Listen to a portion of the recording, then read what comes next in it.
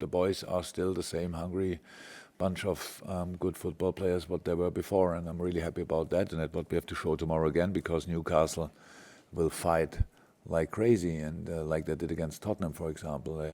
It's really strange that kind of 20-something percent possession at Tottenham, but deserved the 3 points, to be honest, because with this 20-something possession, they did a lot of really good stuff, and it's difficult. For us tomorrow, the game will be a real challenge, and we need pretty much everybody on their toes. And I hope that after 2 weeks, or I don't know when we had the last home game, last game was Burnley, so 3 weeks probably, when we played the last at home, it was against Arsenal. We need that atmosphere again at 12:30. If we have that atmosphere, then we can do something.